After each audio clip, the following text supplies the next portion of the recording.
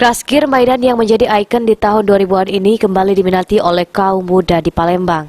Meski harus merogoh kocek sedikit mahal, namun mainan ini tetap diminati. Barmansyah, wakil ketua komunitas Palembang Gear Fighter, mengaku sudah lama menyukai permainan ini, mengingat mainan asal negara Jepang ini sempat digandrungi oleh anak muda pada tahun 2002.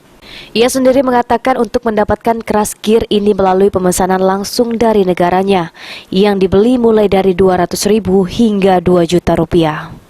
2002. Kira-kira apa sih alasan kita sendiri membangun komunitas ini? Pertama, kita ingin mainan ini masih selalu dikenang ya, khususnya untuk anak muda yang sekarang notabene pada main game online lupa diri, lebih baik main yang gini sama kita gitu. Kak, untuk komunitas Crash Gear sendiri, kita ini ada berapa anggota sih saat ini? Sekarang anggota 30 anggota. 30 anggota. Kak, ini kan mainannya udah sangat lama ya. Dan kira-kira kita kesulitan nggak sih untuk mendapatkan bahannya sendiri atau mainannya sendiri itu? Nah, ya itu.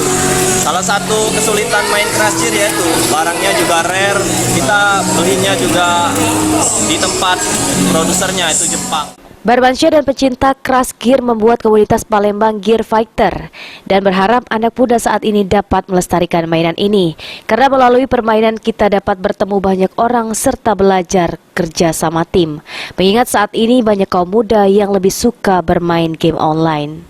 Amanda Lydia, PAL TV.